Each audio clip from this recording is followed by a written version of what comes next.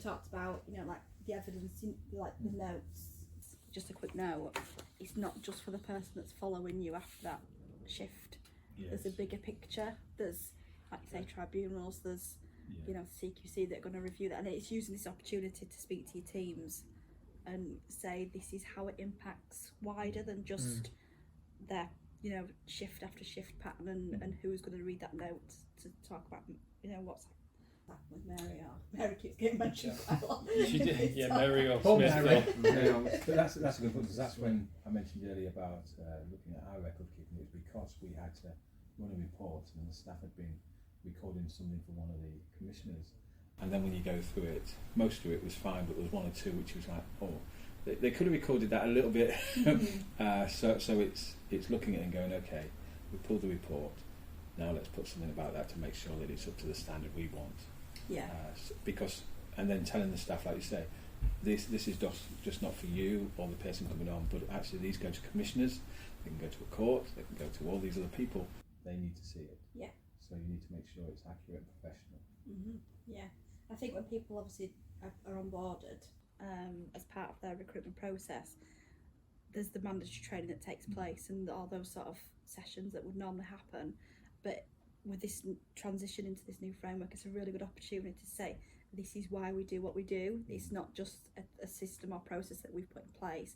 This is the regulation that underpins it. This is the policies and procedures. And I'm sure a lot of that does go on, but I think with this new framework, it's a really good opportunity to sit down with everybody again and just revisit that and put everybody on the same page. This is how the evidence, and see who would be, given that opportunity to collect those pieces of evidence.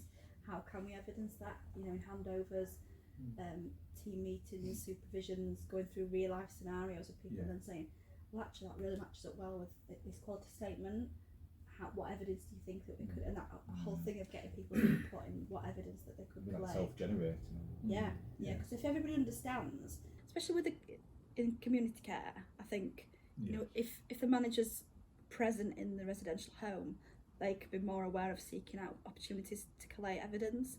But in the community, when it's in people's own homes, you need your team more than ever to be able to identify that's really good evidence to, so I think this is a really good opportunity to get everybody on the same page as, why we're looking for evidence, what is it for, what are the quality statements, which quality statements does your role play really strongly into. You might have leaders in, well led that can identify, the leadership side of things, whereas in caring, for instance, there's really good opportunities in the community or in the services for the staff to pick up on evidence and opportunities. Put this on your system to show you've been part of this multidisciplinary. I think also it's about the level of training, how good the training is. So, COVID, everybody went for online training. Prior to that, the care sector had moved over to that predominantly, but e-learning, it's not the best. So it's about having a blended training.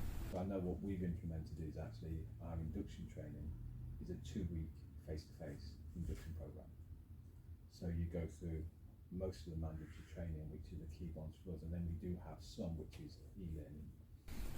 But predominantly ours is face-to-face, which is an investment, but it means that we're seeing that staff are retaining the information, they're engaging with training, they're wanting to do it. Instead of doing an e-language, you can just... You can't feel the passion of the trainer engage people on an e-learning. Although it's got its place, I do think a blended approach is a good idea. But the passion of the trainer and their experience and their values and morals that they bring into that training session is it's so valuable, because you're passing all that on to a new generation of care teams. Training holds a lot of value as well in the recruitment process. So for instance, we are in a candidate-led market, there's a workforce shortage. So candidates do have a lot more opportunities, and they could have multiple job offers going on. And if you've got, a really good training package with one provider, especially if you come in new into care and this all seems a bit like I've got all this responsibility to care for this person, I want to make sure I get the best training, and then you've got another provider who's offering them a job that their training package is not strong, or there looks like there's gaps, or things like that. I think they're most likely to accept the job offer that's got the best training package, so that they can feel more comfortable in what they're doing. So I think that training definitely will play a big role in that. I often think with the online training, what if they have questions? You know, you can't answer any of that, or you know, if they ask, well, if they work for a different care provider and they did it one way and it's now changed, why did you do that here? Why do you, you know, you don't get any of that interaction or buy-in, I guess. I can comment on that from personal experience. A number of times I've been asked when, for example, an inquest is finished, I've been asked by the directors to come back in and speak to staff, because if you've been through an inquest, and some clients have, many haven't, but it's a place where you really don't want to be going again, and especially if criticisms have been raised, which is one of the worst things that can happen at that inquest if the standard of care has lapsed for whatever reason. But actually getting in front of staff saying this is what has happened, this can happen, and this can be prevented, as we've said before, by taking an extra 30-40 seconds, taking the time to do the notes properly, making them worthwhile, then the staff certainly learn that not necessarily a shock tactic, but it's something that potentially can be avoided, and it's a place you really don't want to be, and that is something that you don't pick up on a e-learning platform where the main priority is to click next on the screens. Sadly though, the experience is it's mainly the clients that have been through the experience that are asking for the training, rather than taking it on a proactive level to actually say, right, okay, what's this about a coroner's inquest, what can happen, or a police investigation if there's a death. That's an equally uncomfortable place to be if you are involved in any way in the care of the individual that's sadly passed. I think as well, as part of the interviewing process, I think someone could sit in an interview and say all the best things and have all the right answers and come across really well, and then go home and do their online training and might be a different person to what they've displayed in an interview. Whereas if it's face to face and it's a week's worth of coming in with the same people every day, it's quite hard to keep up any sort of false. I think the CQC certainly prefer to see at least a blend of face to face and, you know, if you're going to do online, fair enough, but definitely they appreciate, I think online has especially its external place, people but I think coming in as well. You'd like to see certificate training with a proper structured course where there's competency assessed as well as just delivering information. The competency is assessed, especially with medication and things like that. And the evidence of competency for that particular staff member or that staff group is equally as important as the training itself. So if you haven't got the evidence to show that yes, you gave them the information, but then you also assessed them in the workplace and you assessed them on the theory side as well, if you haven't got the complete package, it's not really proper training. So the CQC certainly like to see all that triangulated. Rachel made an interesting comment before about handovers and obviously the staffing issues in the sector, and now we've got staff being brought in from overseas to try and help, which is great. I mean, on the insurance side, we do see quite a lot of claims, more domiciliary care wise, on the handover side of things, where the carer coming in, sometimes it might be from a recruitment agency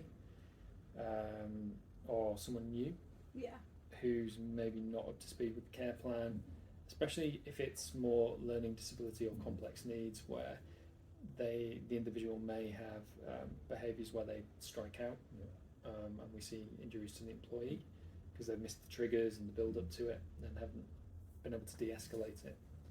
So we see a lot of claims in that world with handovers. So I'm kind of interested to see how bringing people in from overseas and using temps, how do we kind of best prepare for that handover and train them, because that falls into training, right? When we how they best prepare when they come in. Obviously it's the knowing what's going on that day and on that shift, and like I say, being able to take over from that and knowing what any situations that's happened.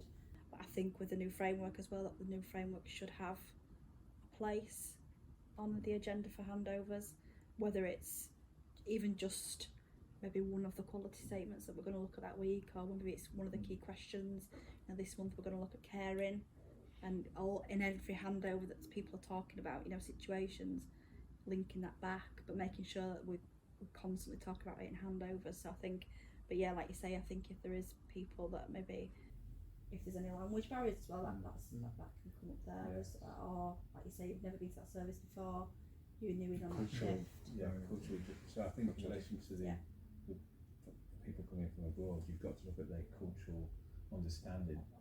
So it's something we're looking at is workers from abroad, and we're making sure that we get the ones who have, got the qualifications. So we're not just going to look at anybody. We want the ones with the qualifications, experience, and their English is to a higher standard than what is acceptable. But also then looking at them. So if they're coming over from there, let's say the Philippines, they could be working with your individuals, but say one of the individuals said, I want to go spend a penny, they wouldn't know what that means. Right? So it's looking at all our little nuances in our language and maybe going through those in their induction, different to what you would someone from over from this country. Yeah. So it's looking at those and going, actually, if someone says this, and this is what it means. And making sure you're having regular catch-ups with them. If there's something they don't understand, that they go and check that with them, because we might not have covered everything. So it's ensuring that their training, you'll have to do a cultural orientation as well, so that they understand things, so that they can actually care for the individuals. And then also understanding that culturally they might have done something different over there to how we do things. So you've got to really ensure your training looks at the cultural variances. Taking the positives from both. Yes, exactly. Not just saying this is how it's that. It's so true. We actually interviewed a candidate a few months back from Nigeria.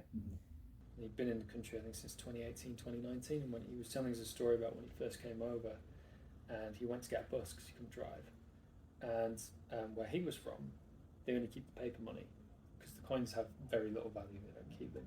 So when he gave the bus driver a £10 note and got a load of change, he just left it. Right. He didn't take it, and he carried on doing this for his first full week whilst he was in the country, and lost a lot of money. Yeah. Then when someone actually told him, and he realised, oh no, I've lost a lot of money in my first week.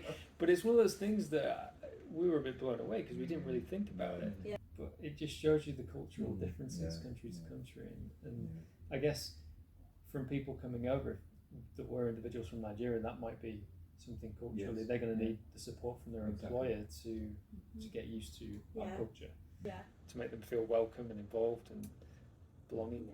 I think those regular catch-ups as well, because I think moving from a different country, I think there is been some surveys done as well. Loneliness is a big problem there as well, and it's having that regular touch base and putting people in contact with each other, so they can build relationships here. Because I think obviously if it's just coming to work and then going back to maybe a room that they've rented out or something, and they're not having that communication, they're not having those relationships, not going to where the places of worship, things like that, telling them where's the local one for them, or where shops that might sell food that they recognise, there's food. I think well-being basically. We've done a lot of research talking to companies who have done this, and they created a little booklet for staff who were coming from certain countries with all that information in. So what would be important to them, it was all recorded, and also giving them a supply of food, what they would eat when they came over. So just a bag with food, so they've got the staples, and then showing them where to go, where you can get things the nearest bus route, sending them before they came over some of that information with a map where the shops are, so they can start orientating themselves before they come over to the country, and then making sure then that when they come over, they provided them with a meal with others who would come over, and then they had a discussion on this person is going to be your key point of contact, which we do with our staff anyway. So, but that would be your key point of contact, and this is how we'll do things. Any questions come, and just helping them integrate.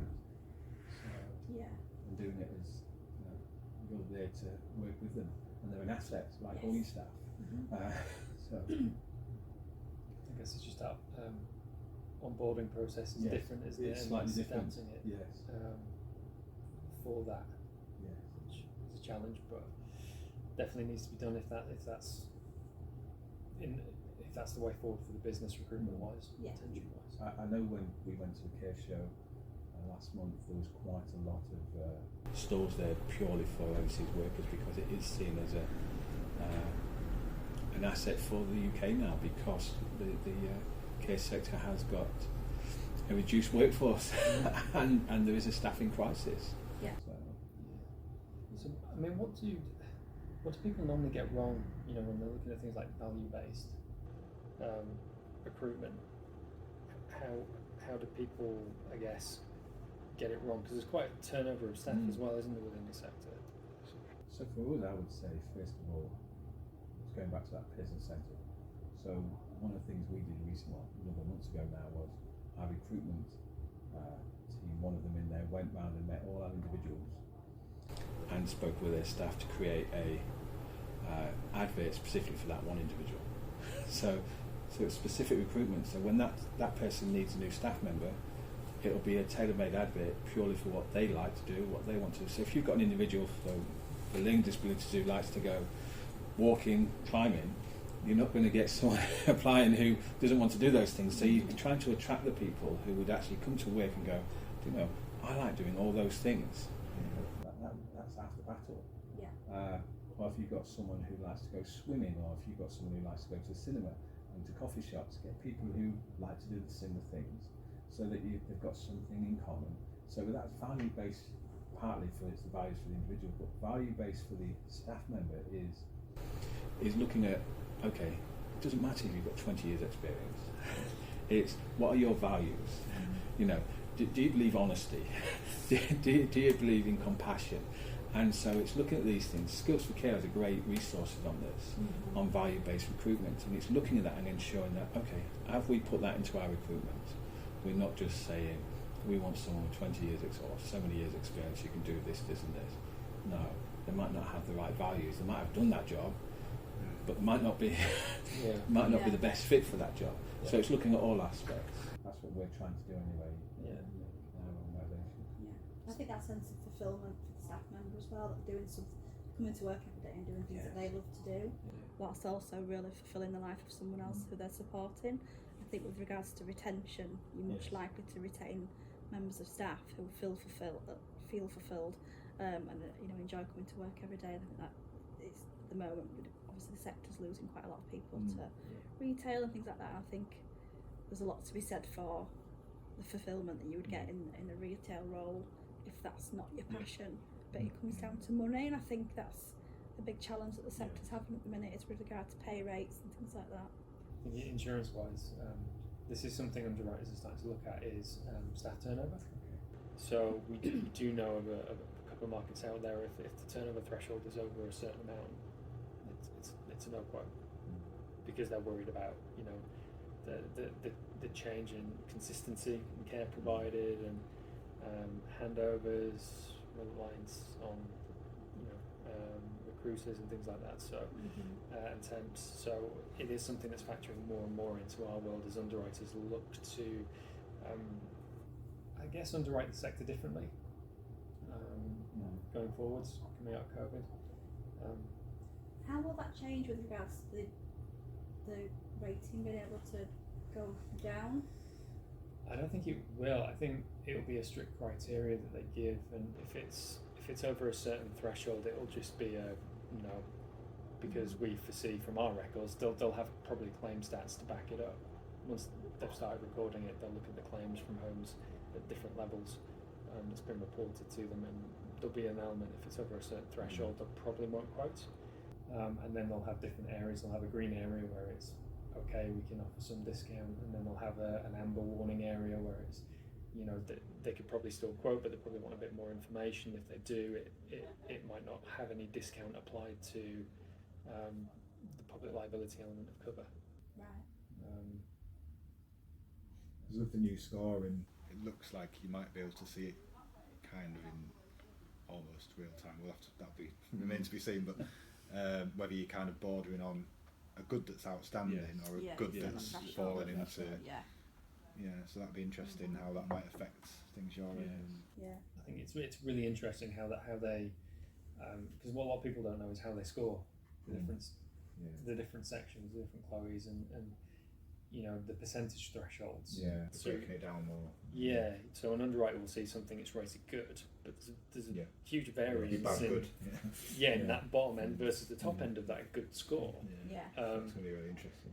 Yeah, so it's something we're doing some homework on and trying to pull some stats and data together, but it's quite a laborious process to pull all that together, but we'll continue to do it, and that'll evolve our question sets and the way we approach underwriters. We've always tried to approach underwriters bringing them into the care sector knowledge we try and gain, and say, well, we know this will be a concern for an underwriter, so we've gotten X, Y, and Z from the client to try and relieve those worries, concerns that they might have. And it's the same now, it's refreshing what we've already got, so that it's new and current, and we can try and lead on that. We've just done some work on retention because we've looked at auditors that hasn't looked at it and we want to improve it. One, because when staff leave, I think it costs you a lot of money to recruit them, train them, and then if they leave quickly, you've lost a lot of money. So we've piloted it in our bank staff where they come in for an assessment morning, 2, sometimes 3 hours, depending on how many there. Then you'll put through from that to the next lot, which could be a group interview, and then after that they'll go through to their single interview. And in that process there'll be some activities they've got to do together, and they'll also get told in the assessment part, this is a good, what you can get on a really good day, and this could be your worst day, and so there's no grey areas. You're telling them exactly what it's going to be like. This is your worst day. We deal with positive behavioural support, so we have people with behaviours that challenge, concern. So this is what could happen. This is the other end, what could happen. And so then those who say that's not for me, they can leave after that point, or they might say no, that's still for me. They go through to the next stage. So then when you get to the final and you're offering them, you might start with 20, but you might only have about 10 you've offered jobs to. Now the organisations who have done that, when we've looked at it, have a retention of 98 point something. That's good. And the feedback they get from people who put on their social media is that company is really picky who they choose. Things like that. Well, yes, that's good. But you haven't got the negative from staff saying, oh, you go for the interview and you promise this but you don't get it. No, you tell them through the process, this is what we expect. If it's not from you, then that's fine. That's not a problem. It's not for everybody. But you're setting realistic expectation. I know that Neil Eastwood mentions a lot in his research that he did. Job shock is one of the biggest contributors to leavers, and that is because they go into this thinking, I'll be going and keeping people company and having a cup of tea, and they don't realise the healthcare responsibilities as well that's now on care workers. There is a lot more responsibility, I think, than what people realise. I think so. What you're doing there with, this is what could happen on your worst day. That prepares people for that job shock, and hopefully removes that element. We are seeing that on the insurance side as well. The types of care that I guess providers are having to now provide has evolved into insurers become more risky. In terms of risk, and sometimes underwriters are quite shocked when we send through a presentation and this is a nursing home for the elderly, why are they doing this, why are they doing that, and when we say that they've been trained, signed off by a nurse, and that's part of this individual's care plan, this is how it's evolved and what their needs now, they can be quite shocked as to how that's changed. And also keeping policy wordings up to date as well. Treatment wordings will cover something to a point, but then sometimes it crosses over into medical malpractice and you need a broader wording to pick up some of these treatments. So it's making sure that the underwriters are perfectly aware and know what they're on for, and what risk management's in place. But there's a lot of pressure on carers, definitely. There is. I think that there's a lot of campaign at the moment going on as well, isn't there, about people saying they need more recognition for the healthcare responsibilities they now have, and a lot of the treatments that would normally have been maybe like a community nurse or something that might have done that kind of thing, and now tracheostomy. I think a minority of the care sector has kind of missold the role sometimes to try and attract people in, like you say, about the job shop. I've seen adverts of like, do you like sitting and having a cup of tea? Or this could be your job. Do you like going to see bands in a pub? Or this could be your, it's like, but there's a whole raft of other responsibilities and pressures and challenges that a support worker or a care worker will have to deal with on a daily basis. It's kind of attracting the right people in, but not to the point where you're mis-selling what the job actually entails. And projecting the care sector in the right way as well is really important, because it is a really challenging but rewarding role. So it's kind of like, you don't want to make out it's all cups of tea and swimming sessions, you know, exactly, because it's not. And I think that's really important for the whole sector, and those of us that apply to it. That culture is important as well, and that, you know, the way you onboard staff, the way you recruitment, the way that there's no surprises. You know, they know what they're getting when they walk into the job, so you have that retention level. But I know, Matt, certainly on your side of things and claims with us, you know, you do see a lot of employment-related claims within the sector, but we do also see those that have a high retention rate. You know, that they don't necessarily have the same claim levels. Absolutely, that's again tying it back to the culture and the management. The better led the organisation is, the higher the retention rate, the higher the morale. Less stress. The less stress, the better service, and the less regulatory intervention. So it all ties back, doesn't it? And it's not, I mean, it's a hard job for the money they earn, but quite often from what we see, it's not about necessarily money a lot of the time in these type of claims. It's very much about culture and treatment and all that side of things. And I think in any employment, we always think it's the money, don't we, when it comes to employment and recruitment, but it's not. Yeah, there's some research that's done on that, and money was actually quite low down on the reason why people leave. People know the pay rates when they go into the care sector already. What they don't know is how they're going to be treated, and that's what they remember. How they were treated, the cultures that are in there. You could have one member of staff that's affecting quite a lot of people, and it's identifying through obviously supervisions and handovers, things like that.